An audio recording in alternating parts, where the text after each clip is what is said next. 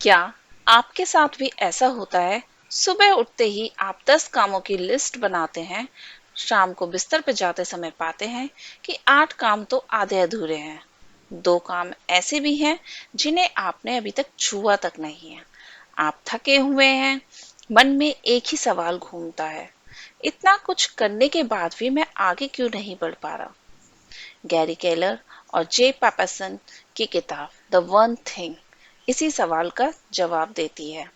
यह आपको बताती है कि सफलता की चाबी सब कुछ करने में नहीं बल्कि एक ही चीज पर पूरा ध्यान लगाने में छिपी है। यह सिर्फ एक काम चुनो का नियम नहीं है, इसमें एक गहरी चाल है जो आपकी पूरी सोच को बदल देगी। सोचिए, कम करके भी आप ज्यादा हासिल कर सकते हैं। अपने लक्ष्यों को पाने के लिए आपको बस एक चीज पर फोकस करना होगा। क्या यह रोमांचक नहीं लगता? आज के एपिसोड में हम सीखेंगे कि कैसे एक ही सही काम आपकी जिंदगी बदल सकता है। तो चलिए शुरू करते हैं। चैप्टर 1, जीवन की सबसे बड़ी तरकीब, एक ही चीज पर ध्यान दो। नमस्ते दोस्तों, आज मैं आपको एक ऐसी किताब से मिलवाने जा रही हूँ जो आपकी जिंदगी की दिशा बदल सकती है। यह किताब है द वन थिंग, जिसे गैरी केलर और जय पेपरसन ने लिखा है। गैरी केलर एक सफल उद्यमी हैं जिन्होंने कई कंपनियां खड़ी की हैं, और जय पेपरसन एक जाने माने लेखक और वक्ता हैं। दोनों ने मिलकर ये समझाने की कोशिश की है कि सफलता का कोई रहस्य नहीं है, बल्कि एक सिंपल सिद्धांत है, एक ही चीज पर ध्यान देना। सोचिए, एक दिन एक व्यक्ति अपने दोस्त से पूछता है, यार तुम्हें सफलता का राज क्या लगता है? दूसरा व्यक्ति मुस्कुराता है और कहता है, सफलता का कोई राज नहीं है, यह तो बस एक चीज पर ध्यान देने की बात है। पहला व्यक्ति हैरान हो जाता है, एक चीज? इतनी बड़ी दुनिया में सिर्फ एक चीज? दोस्तों, यही इस किताब का केंद्रीय विचार है। लेखक हमें बताते हैं, हम सबके पास 24 घंटे हैं, लेकिन कुछ लोग इन 24 घंटों में कमाल कर देते हैं और कुछ पूरी जिंदगी भागते रहते हैं। फर्क क्या है? फर्क है ध्यान केंद्रित करने की कला में। एक बार की बात है, एक छोटी सी कंपनी थी जिसका नाम था बॉक्सनेट। वे शुरुआत में बहुत सारी चीजें करना चाहते थे, photo storage, video sharing, document management, सब कुछ। लेकिन एक दिन उन्होंने फैसला किया कि वे सिर्फ एक चीज पर फोकस करेंगे। वह चीज थी फोटो स्टोरेज, बस इतना ही। और आज वही कंपनी करोड़ों डॉलर की कंपनी बन गई है। यह सच है। यह कहानी हमें सिखाती है, जब हम सब कुछ करने की कोशिश करते हैं तो कुछ भी ठीक से नहीं कर पाते, पर जब हम एक चीज चुनते हैं और उस पर पूरा ध्यान देते हैं तो परिणाम अद्भुत होते हैं। अब सोचिए, हमारी जिंदगी में भी ऐसा ही होता है। हम सुबह उठते हैं, एक साथ कितने काम करने की कोशिश करते हैं, चाय बनाना, नाश्ता बनाना, फोन देखना, ईमेल चेक करना, बच्चों को तैयार करना, और फिर शाम तक थक जाते हैं। पर सवाल पूछने पर जवाब होता है, कुछ खास नहीं किया। यह किताबें हमें बताती हैं कि जिंदगी की सबसे बड़ी तरकीब यह है कि हम अपना ध्यान एक ही चीज पर केंद्रित करें। अब एक मैग्नीफाइंग ग्लास लीजिए। अगर आप उसे धूप में पकड़ते हैं और उसकी रोशनी एक बिंदु पर केंद्रित करते हैं तो कागज जल सकता है। लेकिन अगर आप उसे इधर उधर घुमाते रहेंगे तो कुछ नहीं होगा। बिल्कुल वैसे ही हमारा ध्यान अगर एक जगह केंद्रित हो जाए तो हम असंभव को भी संभव कर सकते हैं। पर ध्यान रहे, इसका मतलब ये नहीं है कि हमें सिर्फ एक ही काम करना है। इसका मतलब है कि हमें हर समय एक सबसे महत्वपूर्ण काम पर ध्यान देना है। जैसे कि एक जिम कोच कहती हैं, आप पूरे शरीर की कसरत एक साथ नहीं कर सकते, पहले एक मसल ग्रुप पर फोकस करो। वैसे ही जिंदगी में हमें सबसे पहले सबसे जरूरी चीज पर ध्यान देना चाहिए। अगर मैं आपसे एक सवाल पूछूं, क्या आपने कभी सोचा है कि आपकी जिंदगी में कौन सी एक चीज है जो अगर आप कर लें तो बाकी सब चीजें आसान हो जाएं, या फिर जरूरी ही ना आए? यही है फोकसिंग प्रश्न की शक्ति। लेखक इसे बहुत इंपॉर्टेंट मानते हैं। यह क्वेश्चन इस तरह है, वह एक चीज क्या है जिसे करने से बाकी सब कुछ आसान या अनावश्यक हो जाए। आइए इसे एक उदाहरण से समझते हैं। मान लीजिए आप एक छात्र हैं, आपका लक्ष्य परीक्षा पास करना है। अब वह एक चीज क्या होगी जो सबसे जरूरी है? शायद वह एक विषय जिसमें आप कमजोर हैं। जब आप उस एक विषय पर ध्यान देंगे तो बाकी विषयों में भी आत्मविश्वास आएगा।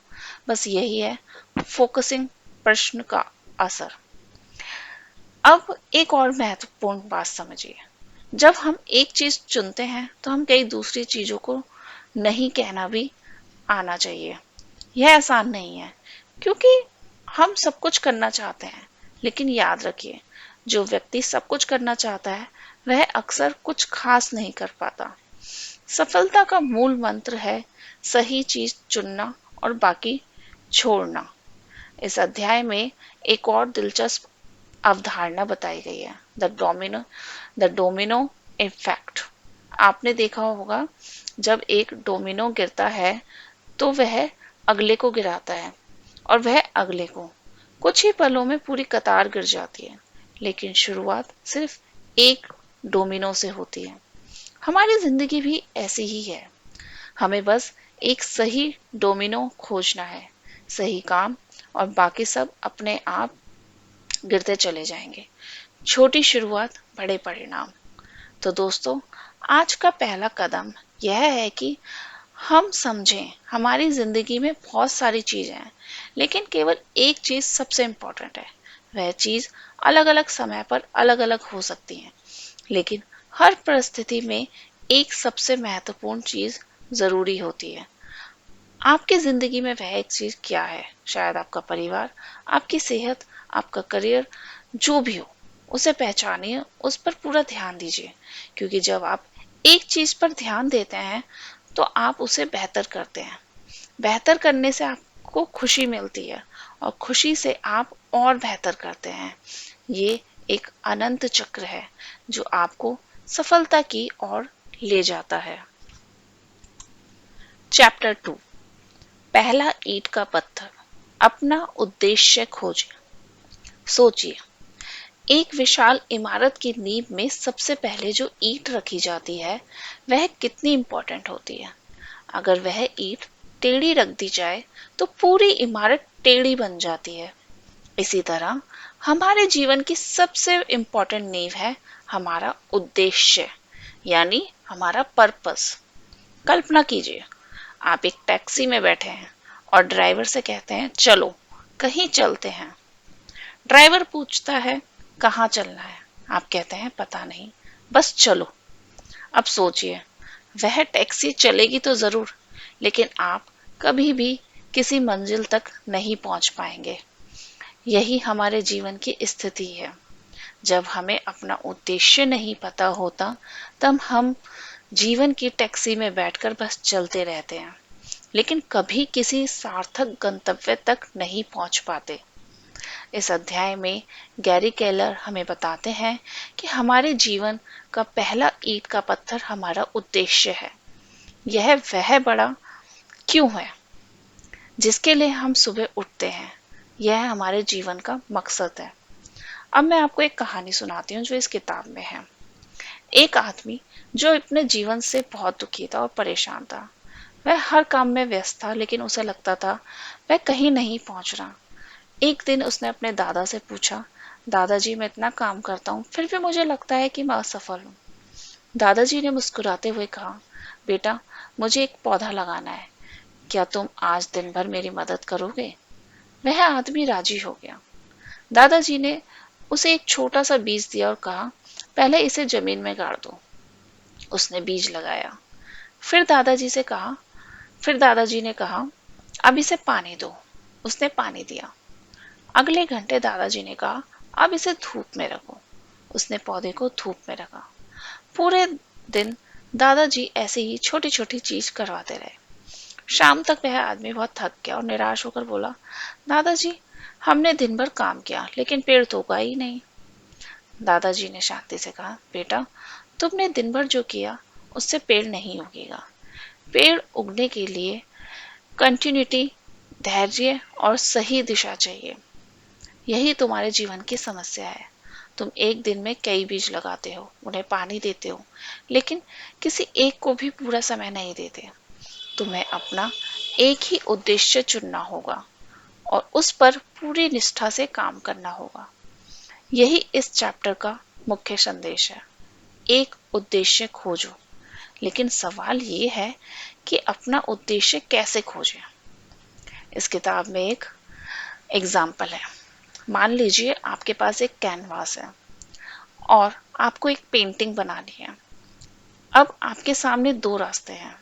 एक, आप कैनवास पर बेतरतीब ढंग से कई रंग बिखेर दें, और दूसरा, आप पहले सोचें कि मुझे क्या बनाना है, फिर उसी के अनुसार रंग चुनें। जो लोग अपना उद्देश्य खोज लेते हैं, वे पहले तय करते हैं कि उन्हें क्या बनाना है और फिर उसी के अनुसार काम करते हैं। दोस्तों, ये किताब हमें बताती है कि हमारा उद्देश्य वह क्यों है जो हमें आगे बढ़ाता है। जैसे एक तीर अंदाज बिना निशाने के तीर नहीं चलाता, वैसे ही हमें बिना उद्देश्य के जीवन नहीं जीना चाहिए। अगर आप यह जान गए कि मुझे इस जीवन में क्या पाना है, तो उस रास्ते का हर पत्थर आपको अपनी मंजिल की ओर ले जाएगा। इस अध्याय का सबसे इम्पोर्टेंट पार्ट है, हमारा उद्देश्य हमारा उत्तर है। जब हम किसी मुश्किल में होते हैं तो हम छोटे जवाब ढूंढते हैं, लेकिन असली जवाब हमारे उद्देश्य के पीछे छिपा होता है। जब हम अपने जीवन के मकसद को जान जाते हैं तो उजाला खुद ब खुद मिल जाता है। चैप्टर 3, दो सूचियों का खेल। आपने जीवन में कभी ना कभी टू डू लिस्ट जरूर बनाई होगी। सुबह उठकर आप कागज पर लिखते हैं, दूध लाना है, ऑफिस का ईमेल भेजना है, जिम जाना है, बच्चों का स्कूल ड्रेस खरीदना है, 10-12 काम। और फिर शाम को जब लिस्ट देखते हैं तो पाते हैं कि आधे काम आज भी नहीं हो पाए। लेकिन क्या आपने कभी गौर किया है कि इस लिस्ट में सबसे जरूरी काम कौन सा है? इस किताब के लेखक गैरी केलर अपने जीवन के एक बुरे दौर से गुजर रहे थे। उनका बिजनेस ठप पड़ा था, कंपनी में सब कुछ अस्त व्यस्त था। एक दिन उनके पास उनका एक पुराना दोस्त आया। दोस्त ने पूछा, गैरी, तुम्हारी टू डू लिस्ट में सबसे ऊपर कौन सा काम है? गैरी ने कहा, सबसे ऊपर? मेरे पास 20 काम है और सभी इम्पोर्टेंट है। दोस्त ने मुस्कुराकर कहा, अच्छा, तो फिर बताओ, अगर आज केवल तुम्हें एक ही काम करने को कहा जाए और बाकी सब तुम्हें कल पर टालने पड़े, तो वे एक काम कौन सा होगा जो बाकी सारे कामों को और इजी बना दे? गैरी ने सोचा, और सोचते सोचते उन्हें एहसास हुआ कि उनके लिस्ट में बहुत सारे काम थे, लेकिन कोई एक मास्टर काम नहीं था। उन्होंने अपनी पूरी पुरानी डायरी निकाली और अपने पिछले 10 सालों के कामों को देखा। तब उन्हें पता चला, जब भी उन्होंने एक चीज पर फोकस किया तब उनका काम बना था, लेकिन जब उन्होंने सब कुछ एक साथ करने की कोशिश की, सब कुछ बिखर गया।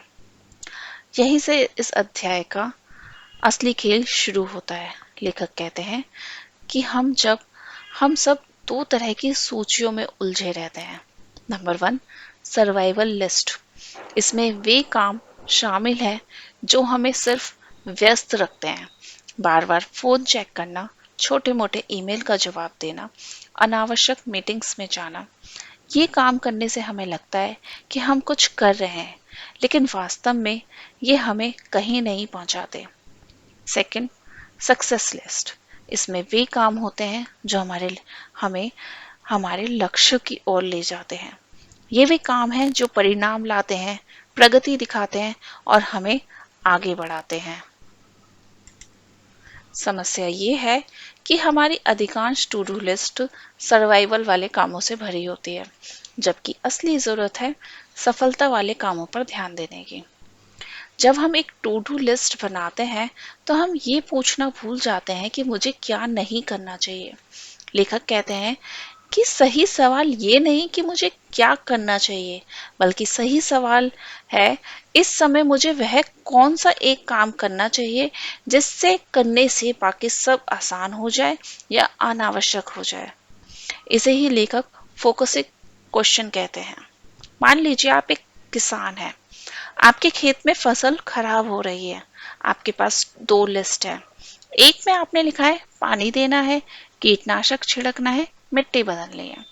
लेकिन सही सवाल ये होगा, वह एक कौन सा काम है जो सबसे पहले करने से बाकी सारे काम अपने आप हो जाएंगे? शायद जवाब है नाली साफ करना, क्योंकि नाली साफ होगी तो पानी अपने आप पहुंचेगा, मिट्टी भी सही रहेगी।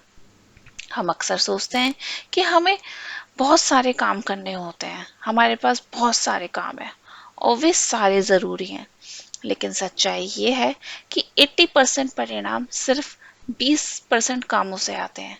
जब आप दो सूचियों का खेल खेलते हैं तो आप पहली सूची में अपने सारे काम लिखते हैं, फिर कलम उठाकर उन सभी कामों को काट देते हैं जो ज़रूरी तो हैं लेकिन इम्पोर्टेंट नहीं है। बचे हुए 2-3 कामों में से एक ऐसा काम चुनते हैं जो एक पत्थर की तरह है, जिसे फेंकने से कई पंछी उड़ जाए। वही आपकी एक चीज है। एक सफल व्यवसायी की प्रेरक कहानी सुनते हैं अब। लेखक ने एक सफल व्यवसायी से पूछा, आपकी सफलता का राज क्या है? उस व्यवसायी ने अपनी जेब से एक पुरानी डायरी निकाली, उसमें से एक पन्ना दिखाया। उस पन्ने पर सिर्फ एक ही वाक्य लिखा था, आज मैं केवल वही करूंगा जो मुझे मेरे सपने के करीब ले जाए। बाकी सारे पन्ने खाली थे। उसने कहा, मैं हर दिन सुबह यह पन्ना खोलता हूँ और खुद से पूछता हूँ, कौन सा काम ऐसा है जो आज करने से बाकी सब काम या तो आसान हो जाएंगे या फिर उनकी जरूरत ही नहीं रहेगी। जब आप कल की टू डू लिस्ट बनाए तो उसे दो हिस्सों में बांटिए। पहला हिस्सा, आज की सूची। इसमें वे सभी काम लिखें जो आप करना चाहते हैं या करने हैं। दूसरा हिस्सा, आज की महत्वपूर्ण सूची। अपनी पहली सूची में से केवल उन 20% कामों को चुनें जो वास्तव में परिणाम लाते हैं। फिर महत्वपूर्ण सूची में से सिर्फ एक काम को गोला लगाइए। वह काम सुबह सबसे पहले कीजिए, क्योंकि सूरज की पहली किरण जिस खिड़की से आती है वह पूरे कमरे को रोशन कर देती है। आज रात सोने से पहले एक कागज लें और नीचे दिए गए 4 चरणों का पालन करें। सूची बनाएं। कल के लिए अपने सभी काम लिखें जितने मन में आए। काटें। उन सभी काम को काट दें जो सिर्फ आपको व्यस्त रखते हैं लेकिन परिणाम नहीं दिलाते। चुनें। बचे हुए कामों में से वह एक काम चुनें जो बाकी सबको आसान या अनावश्यक बना दे। प्रतिबद्ध हो। कल सुबह सबसे पहले वही काम करें। इस चैप्टर का मुख्य संदेश स्पष्ट है। सिर्फ व्यस्त रहना ही पर्याप्त नहीं है, आपको सही चीज पर ध्यान केंद्रित करना होगा। दो सूचियों का खेल आपको सिखाता है कि सर्वाइवल वाले कामों से ऊपर उठकर सफलता वाले कामों को पहचानें। फोकसिंग क्वेश्चन पूछकर आप हर दिन उस एक चीज को खोज सकते हैं जो आपके बाकी कामों को आसान या अनावश्यक बना दे। यही द वन थिंग आपकी सफलता की सीढ़ी है। चैप्टर 4, 80/20 का जादू कम में ज्यादा कैसे पाएं। साल 1897, इटली। अर्थशास्त्री विल्फ्रेडो पेरेटो अपने बगीचे में बैठे थे। उन्होंने देखा, उनके बगीचे की 80% मटर की फलियां सिर्फ 20% पौधों से निकल रही थी। यह संयोग नहीं था। जब उन्होंने इटली की जमीन के वितरण की जांच की तो वही अनुपात दिखा। 80% जमीन पर सिर्फ 20% लोग ही रहते थे। इसी खोज से जन्मा पेरेटो सिद्धांत, जिसे हम 80/20 नियम कहते हैं। 80/20 नियम क्या है? यह नियम कहता है, आपके पास 80% नतीजे आपके 20% कार्यों से आते हैं। और यह सिर्फ अर्थशास्त्र पर लागू नहीं होता। आपकी अलमारी में रखे 80% कपड़े आप साल में केवल 20% बार पहनते हैं। आपके फोन में मौजूद 80% कॉन्टैक्ट से आप सिर्फ 20% बार बात करते हैं। आपकी 80% सेल आपके 20% ग्राहकों से आती है। यह पैटर्न हर जगह दिखता है। हमारा समय, ऊर्जा और ध्यान सीमित है, लेकिन हम ऐसे जीते हैं जैसे सारे काम बराबर हो। सुबह उठते ही हम वही काम पकड़ते हैं जो सबसे आसान दिखता है या सबसे पहले नजर आता है। यही हमारी सबसे बड़ी गलती है। फॉक्सवैगन कंपनी की कहानी इसका एक सबसे बेहतरीन उदाहरण है। 2012 में कंपनी के पास 300 से ज्यादा कार मॉडल थे, लेकिन उनकी 90% कमाई सिर्फ 10 मॉडलों से आती थी। कंपनी ने रणनीति बदली। उन्होंने अपने संसाधन उन्हीं 10 मॉडलों पर केंद्रित किए। नतीजा, आज फॉक्सवैगन दुनिया की सबसे बड़ी कार कंपनियों में से एक है। कम मॉडल, ज्यादा फोकस, ज्यादा मुनाफा। गैरी केलर, इस किताब के लेखक, ने एक बार अपने कर्मचारी से पूछा, आज तुम क्या करोगे? कर्मचारी ने गर्व से 8 काम सूचीबद्ध किए। गैरी मुस्कुराए और बोले, ये सब करने से पहले बताओ कौन सा एक काम सबसे ज्यादा इंपॉर्टेंट है। कर्मचारी चुप रहा। गैरी ने समझाया, जब तक तुम उस एक चीज को नहीं पहचानोगे तब तक तुम सिर्फ व्यस्त रहोगे, सफल नहीं। 80/20 सिर्फ समय बचाने का फॉर्मूला नहीं है, यह सोचने का नजरिया है। जब आप सुबह उठें तो कामों की लंबी सूची ना बनाएं। पहले पूछें, मेरी सूची में से कौन से 20% काम मुझे 80% नतीजा देंगे। यह सवाल सिर्फ काम पर लागू नहीं होता, यह आपके रिश्तों पर लागू होता है। कौन से 20% रिश्ते आपको 80% खुशी देते हैं? यह आपकी सेहत पर लागू होता है। कौन सी 20% आदतें आपकी 80% ऊर्जा बनाती हैं? तो अपने 20% की पहचान करें, अपने कामों, रिश्तों और आदतों की सूची बनाएं। पूछें, कौन सा 20% मुझे 80% नतीजा देता है और उस पर अपनी ऊर्जा केंद्रित करें। व्यस्त और सफल में फर्क समझें। व्यस्त होने का मतलब ढेर सारे काम नहीं, सफल होने का मतलब सही काम करना है। हर दिन सबसे पहले वही एक काम करें जो सबसे ज्यादा मायने रखता है। चिंता पर 80/20 नियम लागू करें। आपकी 80% चिंताएं 20% बार ही सच होती हैं। अपनी ऊर्जा उन 20% असली मुद्दों पर लगाएं, बाकी को जाने दें। चैप्टर 5, बड़ा सोचो, छोटा शुरू करो। एक बार गैरी केलर और जे पेपासन ने अपने एक दोस्त से पूछा, अगर तुम एक ही बार में 10 किलो वजन कम करना हो तो तुम क्या करोगे? दोस्त ने सोचा और बोला, शायद एक हफ्ते में 10 किलो कम करने की कोशिश करूं। दोनों लेखक हंस पड़े और फिर उन्होंने पूछा, अगर तुम्हें सिर्फ 1 किलो कम करना हो तो? दोस्त ने आराम से जवाब दिया, वो तो आसान है, 1 महीने में पक्का हो जाएगा। अब समझिए दोस्तों, यही तो बात है। जब हम 10 किलो के बारे में सोचते हैं तो दिमाग डर जाता है और छोड़ देता है, लेकिन जब हम सिर्फ 1 किलो पर ध्यान देते हैं तो हमारा दिमाग उसे आसानी से स्वीकार कर लेता है और शुरू कर देता है। यही इस चैप्टर की जड़ है। बड़ा सोचो, छोटा शुरू करो। केलर कहते हैं कि लक्ष्य 2 तरह के होते हैं।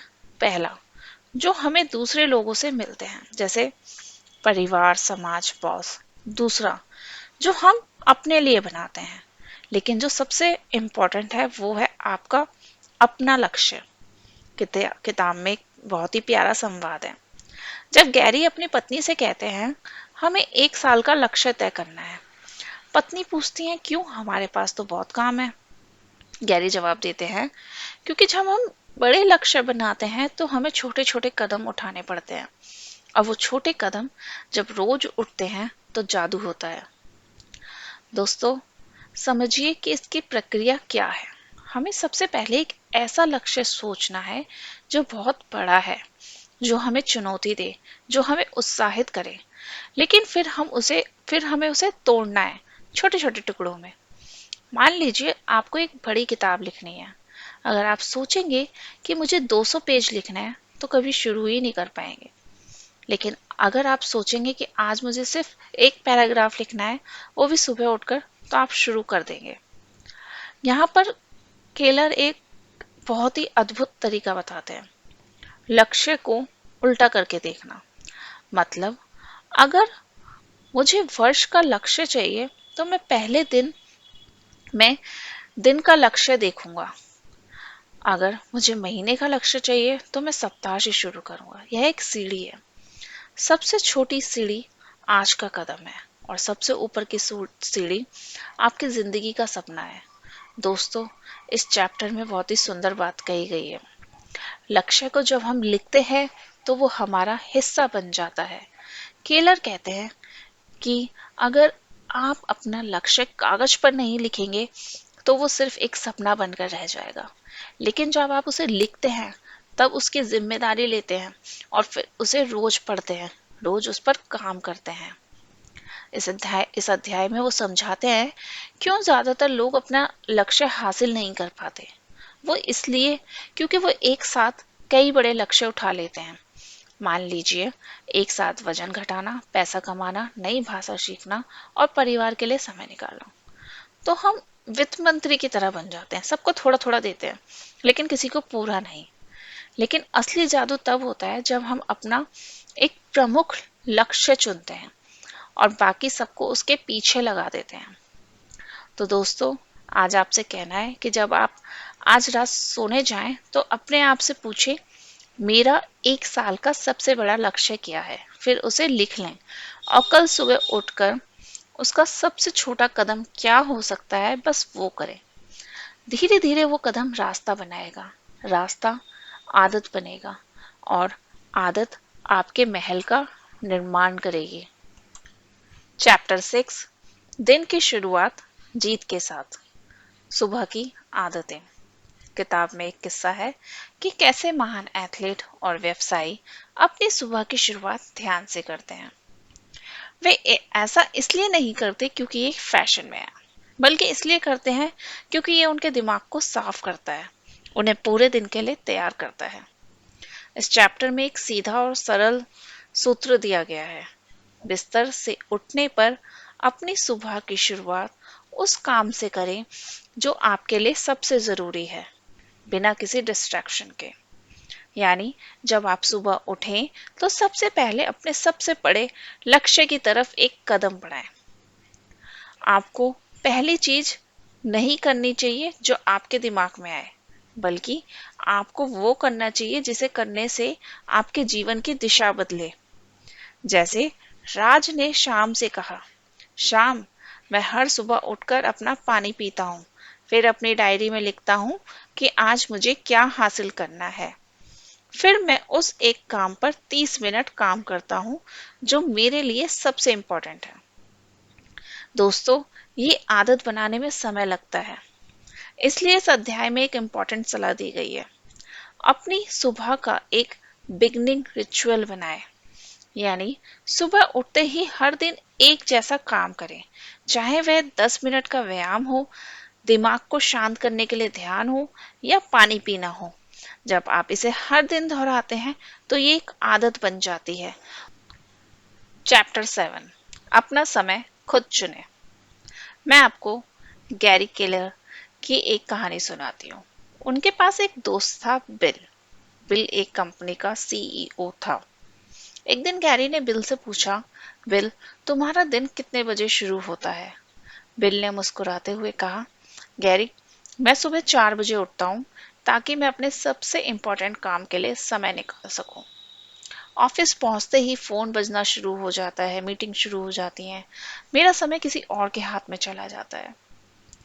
अब मैं आपसे पूछती हूँ, क्या आपके साथ भी ऐसा ही होता है? सुबह उठते ही फोन उठाना, ईमेल चेक करना और शाम तक पता ही नहीं चलता कि समय कहाँ गया। हमने सुबह के उन 2 घंटे किसी और को दे दिए जिनका उपयोग हमें अपने लिए करना था। केलर इस अध्याय में कहते हैं, हम सभी ये मानते हैं कि समय प्रबंधन का मतलब अपनी टू डू लिस्ट बनाना है, फिर उस पर काम करना है। लेकिन असली सच्चाई ये है कि हम अपना समय प्रबंधित नहीं कर सकते, हमें केवल अपना ध्यान प्रबंधित करना होगा। इस किताब में गैरी ने एक सिंपल एग्जाम्पल दिया है। आपके पास 24 घंटे हैं, उनमें से आप केवल 4 घंटे निकाल सकते हैं जो आपके सचमुच के काम के लिए हैं। बाकी 20 घंटे तो किसी और के पास चले जाते हैं। ये एग्जाम्पल कहता है कि आपको उन 4 घंटों को पहले बुक करना होगा, उनकी रक्षा करनी होगी। सोचिए, आपकी जिंदगी में सबसे इंपॉर्टेंट क्या है? वह कौन सा काम है जो आपको आपके लक्ष्य के सबसे करीब ले जाता है? गैरी कहते हैं कि समय प्रबंधन का असली राज ये नहीं है कि आप कितनी चीजें करते हैं, बल्कि यह है कि आप केवल उन कामों को करते हैं जो आपके द वन थिंग के लिए सबसे जरूरी है।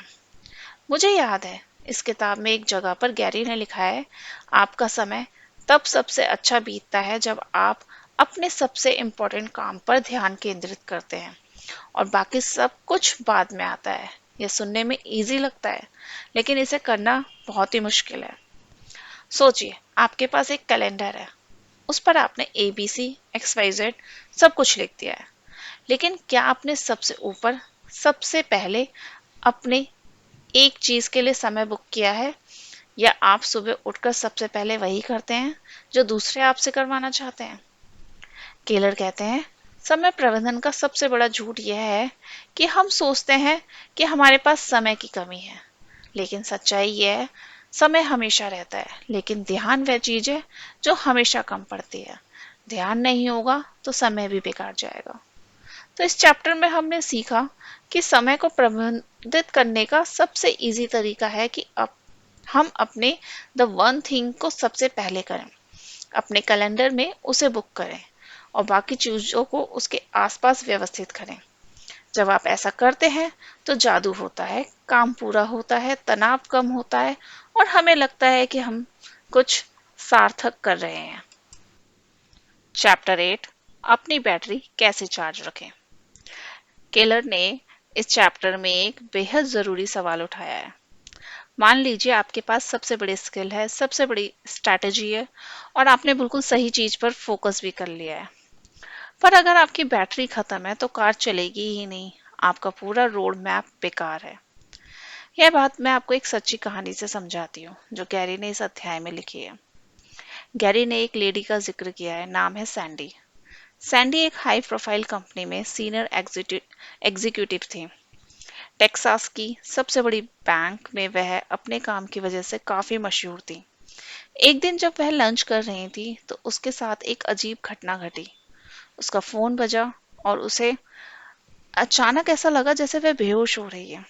उसका शरीर एकदम काम करना बंद कर रहा था। उसे लगा जैसे उसका दिल ठीक से धड़क नहीं रहा। एम्बुलेंस बुलाई गई और उसे अस्पताल ले जाया गया। डॉक्टरों ने जांच की और पूछा, सैंडी, आप पिछले कुछ दिनों से कैसा महसूस कर रही हैं? सैंडी बोली, ठीक हूँ, मैं तो हमेशा से ही ऐसी हूँ। मैं अपनी कंपनी में बहुत काम करती हूँ, रात को 10 बजे तक ऑफिस में रहती हूँ, वीकेंड पर भी। मैं इसी तरह से पिछले 5 सालों से काम कर रही हूँ।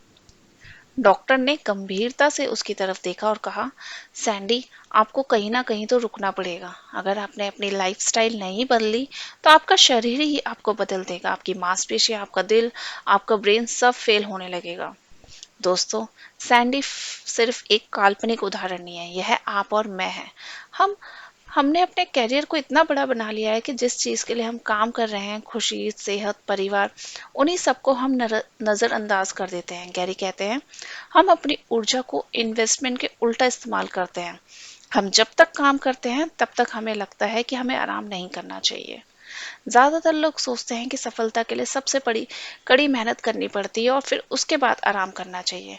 गैरी कहते हैं, नहीं, यह पूरी तरीके से गलत है। गैरी इस अध्याय में कुछ और भी बताते हैं। वे कहते हैं, जब आप थके हुए होते हैं तो फैसले लेने की क्षमता कमजोर हो जाती है और फैसले ही आपकी जिंदगी बदलते हैं। गैरी इस बात को बड़े अच्छे तरीके से समझाते हैं। वे कहते हैं, आपकी ऊर्जा ही आपकी सबसे बड़ी संपत्ति है। अगर आपके पास ऊर्जा नहीं है तो आपका दिमाग चाहे कितना भी तेज क्यों ना हो, आप उसका उपयोग नहीं कर पाएंगे। वे कहते हैं, अपनी ऊर्जा की तुलना एक बैंक अकाउंट से करनी चाहिए हमें। अगर आप हमेशा उस बैंक में से अपनी जमा निकालते रहेंगे तो एक दिन खाता खाली हो जाएगा। गैरी कहते हैं, आपको जमा करना सीखना होगा। इसका मतलब है आपको नियमित रूप से अपने लिए समय निकालना होगा। दोस्तों, एक दिन में एक किताब खत्म करना, वो भी द वन थिंग जैसी किताब, आपने आज सिर्फ एक किताब नहीं सुनी, बल्कि सफलता का वो फार्मूला हासिल किया है जो हजारों किताबें और सेमिनार नहीं दे सकते। याद रखिए, मल्टीटास्किंग एक भ्रम है और जो लोग छोटी छोटी चीजों पर ध्यान देते हैं वे बड़े बड़े कामों को अधूरा छोड़ देते हैं। आपको वो एक चीज क्या है जो बाकी सब कुछ आसान बना देगा, उसे चुनना होगा। आज सुनने के लिए धन्यवाद। हमारे साथ जुड़े रहिए और यदि वीडियो आपकी ज़िंदगी बदलने वाली साबित हुई हो तो एक लाइक ज़रूर दें ताकि ये ज्ञान और लोगों तक पहुंच सके। धन्यवाद।